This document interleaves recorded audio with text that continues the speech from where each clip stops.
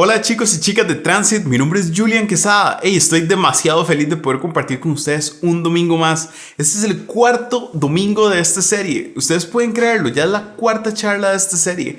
Y hemos estado hablando acerca de las emociones, de cómo aprender a controlarlas, a cómo lidiar con esas emociones, a cómo sentirnos mejor cuando nos sentimos enojados, cuando nos sentimos profundamente tristes o cuando nos sentimos de la manera en la que nos sintamos ese día. Las emociones son algo que están con nosotros todos los días, están siempre, están presentes en cada momento.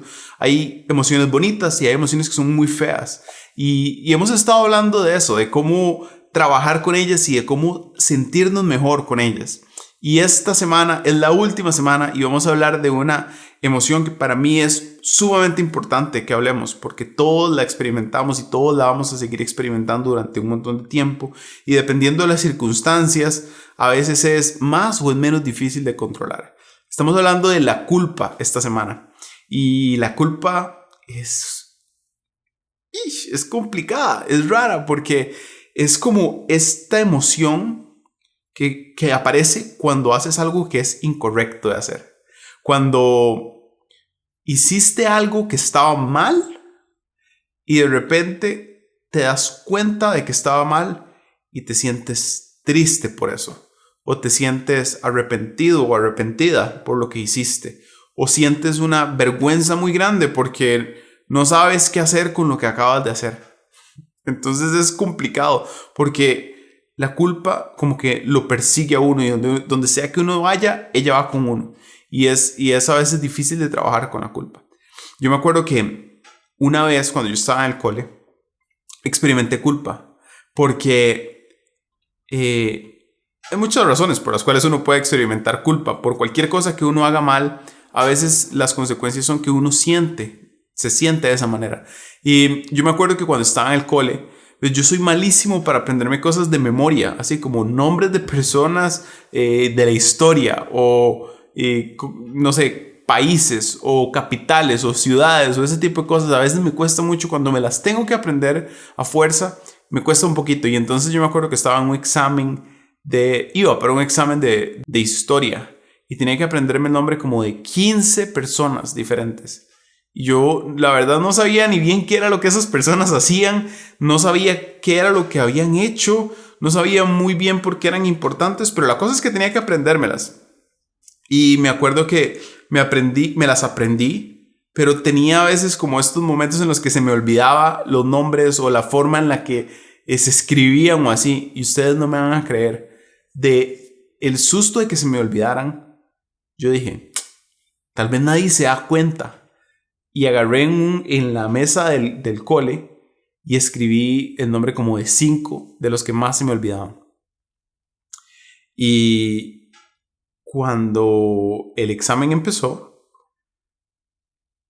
yo contesté todas las preguntas y me acordé de todos los nombres. No tuve que volver a ver lo que había escrito en la mesa para hacer trampa. Y entonces cuando llegué al final del examen, llegó el profesor y dijo, voy a revisar las mesas de 4 estudiantes al azar para revisarles el examen y no sé qué. Y yo, que no venga, por favor, que no venga. Y ustedes van a creer que me escogió a mí de primero y revisó mi mesa, y en mi mesa estaban los nombres. Ese profesor me quitó el examen, me anuló el examen y perdí la materia. Perdí el curso de historia en el cole. Qué cosa más triste, porque yo me sentía extremadamente culpable y yo no sabía ni cómo le iba a decir a mis papás lo que había pasado, y nadie me iba a creer porque yo los había anotado ahí, pero yo no los había usado y no sabía ni qué hacer, y era una situación súper agobiante y me sentía muy triste, me sentía arrepentido de haber hecho lo que hice, pero ya no tenía otra cosa que enfrentar las consecuencias de lo que había hecho, y me quitaron el examen y perdí el curso. Pero finalmente tuve que hacer un examen de reposición y lo pasé, y no hice trampa, ¿sabes? Obviamente, ¿verdad? Obviamente no hice trampa, pero lo que les quiero decir es que yo también he experimentado culpa durante el tiempo. Y a veces se trata de peleas con nuestros papás, a veces se trata de peleas con nuestros hermanos, a veces se trata de cosas que hacemos en el cole o en la escuela. A veces son cosas que pasan en la vida y nos hacen sentir de esa manera, como raros, como culpables, como tristes por algo que hicimos mal y que sabemos que hicimos mal. Y de eso es lo que queremos hablar. ¿Cómo hacer para lidiar con eso que está en el corazón? ¿Cómo hacer para trabajar con esa emoción que nos acongoja tanto? Y yo creo que hay diferentes formas en las que la gente experimenta eso. Yo, por ejemplo, ese día me sentía extremadamente enojado conmigo mismo porque yo dije, ¿cómo es posible que haya hecho lo que hice? No me creía capaz de hacer lo que había hecho. Otras personas tal vez lo ignoran y dicen, bueno, ya pasó. Y lo ignoran y ya. Y tratan de no darle mucha cabeza al asunto porque se sienten mal o lo que sea. Y otras personas que tal vez sienten que las cosas que son malas, a pesar de que son malas y a pesar de que ellos saben que está mal, no sienten gran preocupación por lo que sucede. Pero la culpa no es un problema, la culpa no es algo que sea malo o algo que debamos evitar, porque la culpa al fin y al cabo nos dice que hay algo que anda mal. Hay algo que nosotros hicimos que probablemente anda mal. Y esas cosas son importantes de notarlas porque nos hacen crecer, nos hacen mejorar como jóvenes y como individuos y nos hacen ser mejores estudiantes, mejores hijos, mejores personas, mejores amigos incluso.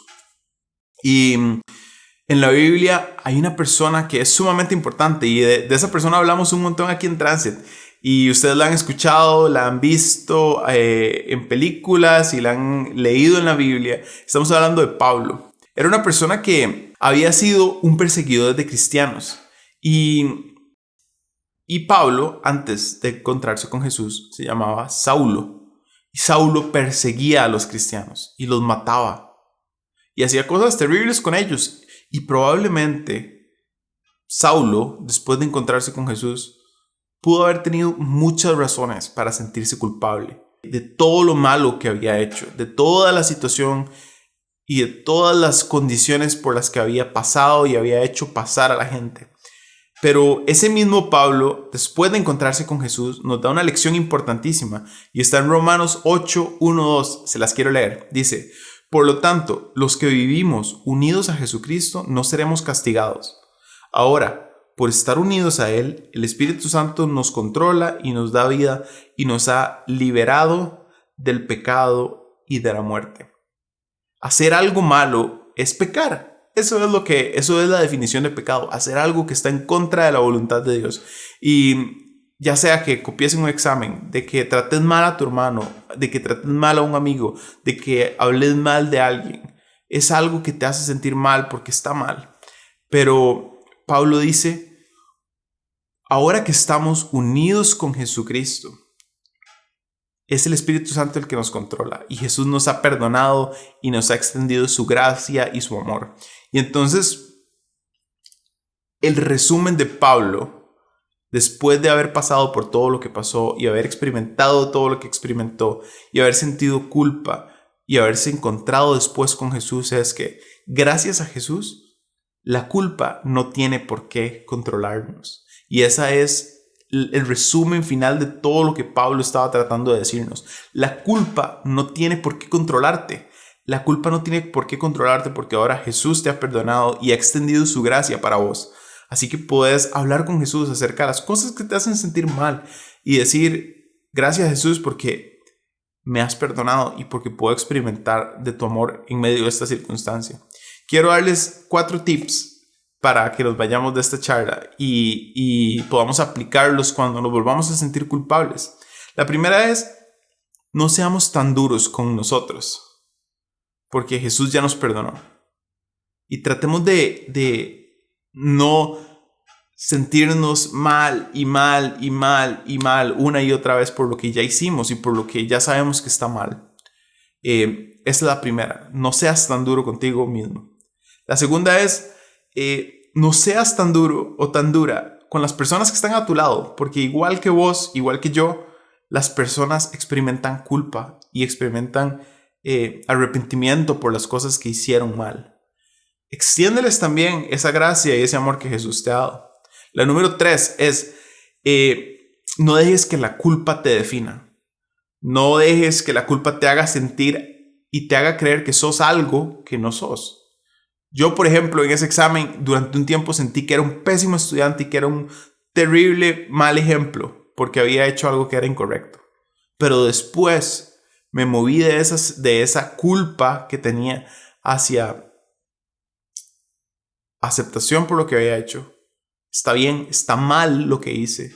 Yo entiendo que está mal, pero lo voy a dejar de un lado y voy a seguir y no voy a dejar que eso que siento me haga cambiar el parecer de quién soy.